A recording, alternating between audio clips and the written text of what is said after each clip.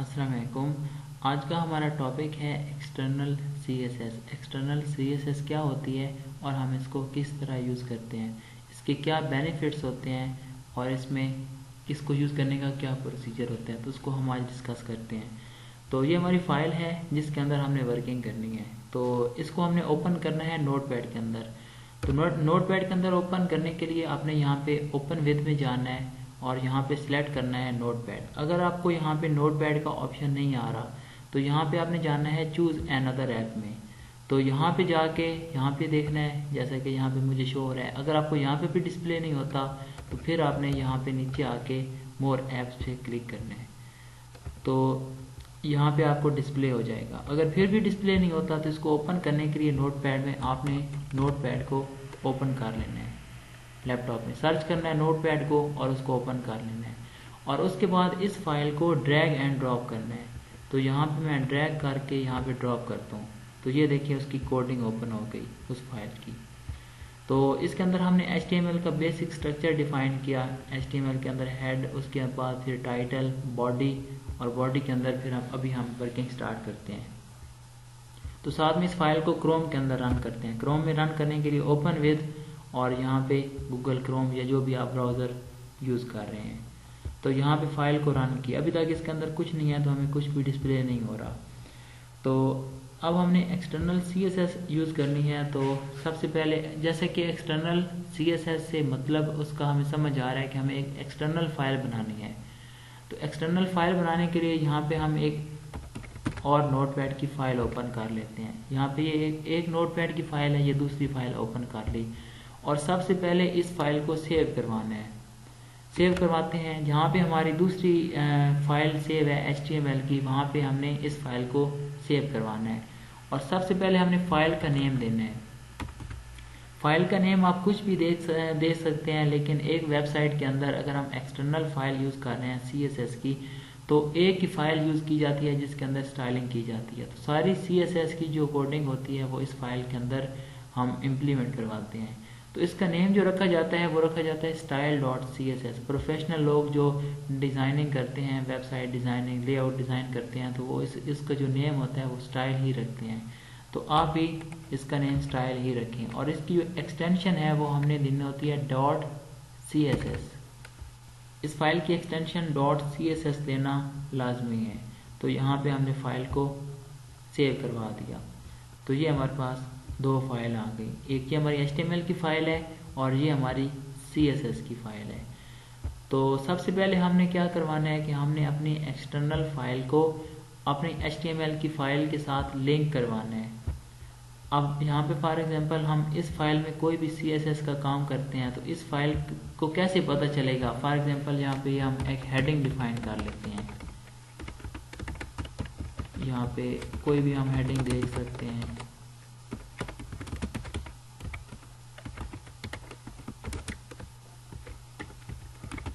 ये हमने heading use कर दी इसके अंदर। तो यहाँ पे वो किस तरह इम्प्लीमेंट होगी जब तक हम फाइल्स को लिंक नहीं करवाएंगे। तो एक्सटर्नल फाइल को लिंक हम किस तरह करवाते हैं, तो यहाँ पे हमने आना है और टाइटल के बाद आपने फाइल को लिंक करवाना है। आप कहीं और भी यूज़ करें तो मे भी हो जाएगी, लेकिन जो उसका राइट वे है वो टाइटल के बाद है और हेड से पहले, हेड क्लोज करने से पहले आपने अपनी एक्सटर्नल फाइल को लिंक करवाना है। तो उसके लिए हमने लिंक का टैग यूज़ करना है, ये लिंक। और लिंक का टैग क्लोज नहीं होता, जैसे यहाँ पे आप क्लोज कर दें तो ये टैग क्लोज नहीं होता। उसके बाद फिर हमने यहाँ पे लिखना है स्पेस रिलेशन इक्वल टू, इसके अंदर डबल कोटेशन के अंदर स्टाइल शीट, और उसके बाद फिर टाइप इक्वल टू टेक्स्ट और CSS, और उसके बाद href इक्वल टू, आगे फाइल का जो पाथ है, फाइल का जो नेम है वो हमने देना होता है। और यहाँ पे मैं एक और चीज़ हाईलाइट करना चाहूँगा कि जो भी मैंने स्टूडेंट की बहुत सी मिस्टेक देखी हैं कि लोग यहाँ पे स्पेस यूज़ नहीं करते, यहाँ पे एट्रीब्यूट के अंदर स्पेस यूज़ नहीं करते, ऐसे उनकी कोडिंग होती है। और फिर उनका ये क्वेश्चन होता है कि हमारी आउटपुट नहीं आ रही, या ये एरर आ रहा है, ये एरर आ रहा है। तो इन चीज़ों को आपने बहुत अच्छे से देखना होता है। हर एट्रीब्यूट के बाद हमेशा आपने स्पेस यूज़ करनी होती है। तो यहाँ पे स्पेस आएगी। उसके बाद ये स्टाइल शीट का मतलब होता है कि जो स्टाइलिंग हम करते हैं वो इसको स्टाइल शीट बोला जाता है। उसके बाद टाइप इसकी रखी जाती है टेक्स्ट ओवर CSS। उसके बाद href, जैसे कि हमने एंकर टैग पढ़ा उसमें हमने पेजेस को लिंक करवाया था, तो पेज का जो पाथ था या पेज का जो नेम था वो हम यहाँ पे देते थे। अब हमारी जो फाइल है उसका यहाँ पे हमने लोकेशन भी उसकी प्रॉपर देनी है। अब फॉर एग्जांपल यहाँ पे ये जो हमारा एक फोल्डर होता टैब के नेम से, या कोई भी आपका फोल्डर हो सकता है, उसका कुछ भी नेम हो सकता है, तो ये फाइल हमारी फोल्डर के अंदर होती है।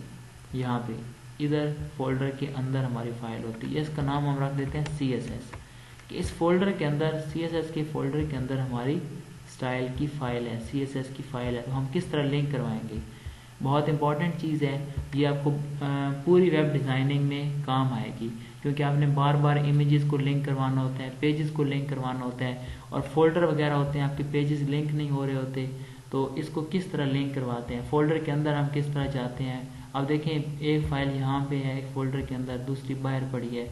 अब हमने देखना है कि हमने स्टाइल की फाइल को इस फाइल के साथ लिंक करवाना है। तो हमने कोडिंग किसकी ओपन की है, स्टाइल की। तो स्टाइल से हमने जाना है इस पाथ पे, ये पर्सन है A और इसने जाना है पर्सन B के पास। तो लोकेशन हमने पाथ देना है। सबसे पहले हमने जाना है CSS के फोल्डर के अंदर, तो यहाँ पे हम देंगे CSS का फोल्डर, उसका नेम, और फोल्डर की कोई एक्सटेंशन नहीं होती, फाइल की एक्सटेंशन होती है। उसके बाद इसके अंदर जाके हमने style.css को कॉल कर लेना है, style.css। अब ये हमारी जो फाइल है एक्सटर्नल, ये फाइल इस फाइल के साथ लिंक हो गई है। फोल्डर के अंदर जाके हमने उसको लिंक करवा लिया।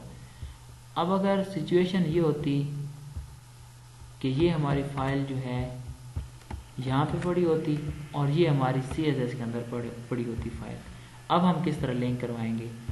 अब हमने इस A पर्सन को इस B के साथ लिंक करवाना है। तो बात क्या है, सबसे पहले हमें बैक आना है, एक फोल्डर बैक आके style.css को पिक करना है। तो इसके लिए हम यूज़ करेंगे फोल्डर बैक आना है। सबसे पहले हमने तो यहाँ पे ये यूज़ किया जाता है मेथड, सबसे पहले 2 डॉट, उसके बाद फिर हम डिवाइड का सिंबल यूज़ करते हैं, और उसके बाद ये हम फोल्डर से बैक आ गए। बैक आने के बाद अब हम यहाँ पे, ये हमारी लोकेशन है, तो अब हमने style.css को पिक करना है। तो style.css ये मेथड होता है फोल्डर से बैक आने के लिए। इस तरह हम फाइल को लिंक करवाते हैं।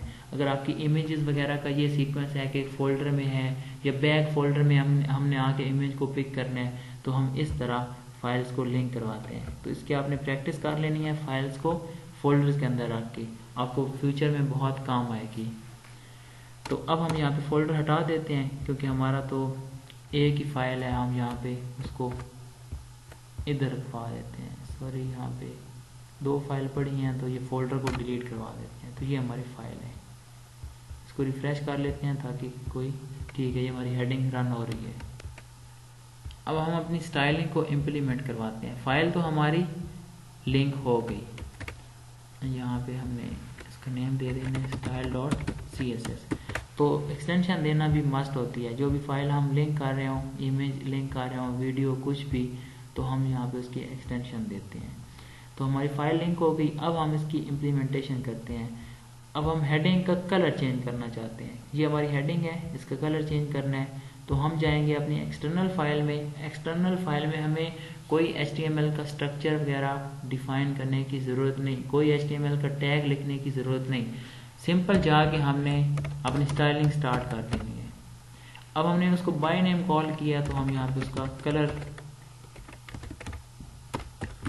ऑरेंज करके चेक करते हैं। सेव किया फाइल को और फाइल को रन करते हैं। ये देखिए उसका कलर चेंज हो गया।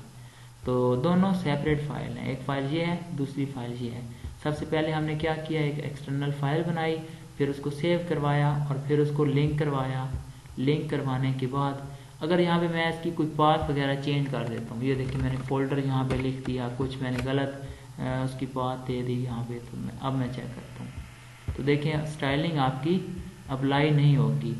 अगर आपने यहाँ पे कुछ यहाँ पे गड़बड़ कर दी, इधर, तो भी आपकी फाइल पिक नहीं करेगा, क्योंकि फाइल वो उसे मिल ही नहीं रही, तो वो रन उसकी आउटपुट वगैरह नहीं आएगी। तो बहुत ही एहतियात से इन चीज़ों को देखा जाता है।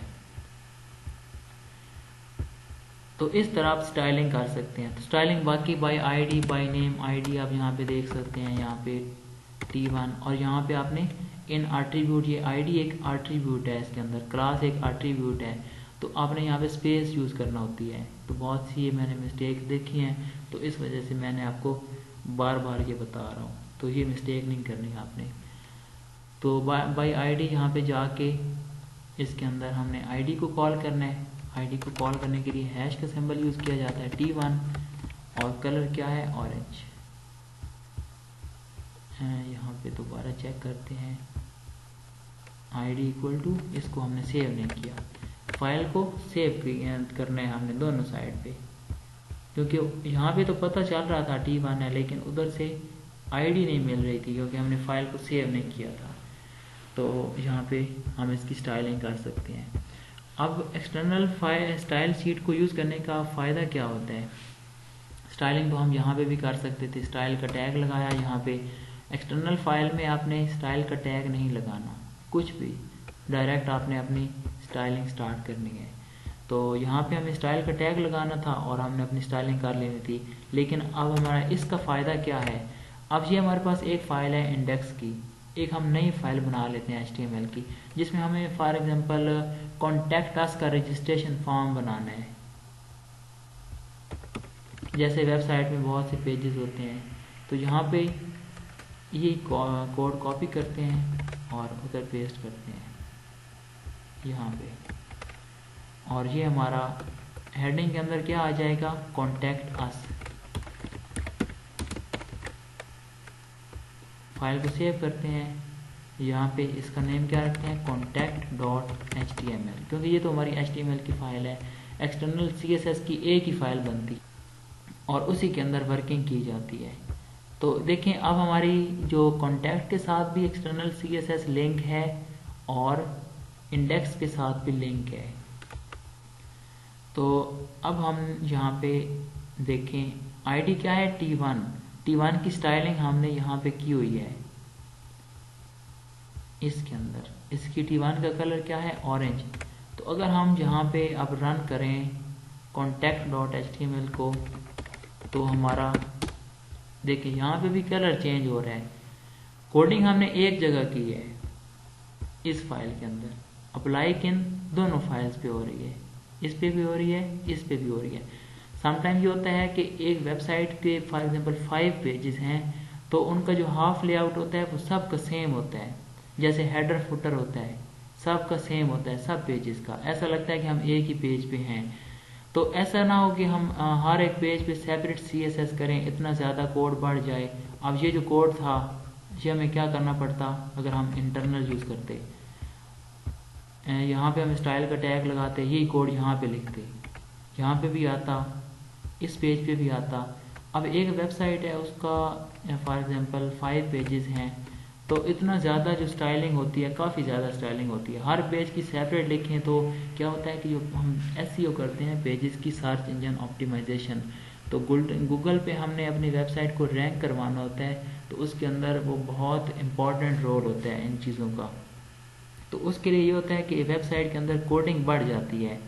हमने वेबसाइट के जो टैग वगैरह लगाने होते हैं वो बहुत ही देख के लगाने होते हैं कि किस तरह हमने टैग्स को यूज़ करना है अच्छी वेबसाइट बनाने के लिए, ताकि हमारी जो वेबसाइट है गूगल भी उसको रिकमेंड करे। अगर आप इसके अंदर सारी स्टाइलिंग ऐड कर देंगे, तो क्योंकि कीवर्ड के थ्रू जो है सर्च किया जाता है, तो हम कीवर्ड ऐड करते हैं अपने वेब पेज के अंदर, ताकि गूगल जो है हमारी वेबसाइट के जो पेज हैं वो विजिटर तक पहुंचाए। अगर हम स्टाइलिंग यूज़ कर देंगे उसकी, क्योंकि स्टाइलिंग को तो किसने यूज़ करना है, यहाँ पे इस तरह सारी वो डमी सा कोड होगा, तो गूगल उस चीज़ को रिकमेंड नहीं करता। तो इसके लिए फिर हम अपनी एक्सटर्नल फाइल यूज़ करते हैं, और भी बहुत से बेनिफिट्स हैं इनको यूज़ करने के लिए। इस वीडियो में इतना ही, तो बाकी अगर आपका कोई क्वेश्चन हो तो आप मुझसे पूछ सकते हैं। अल्लाह हाफिज़।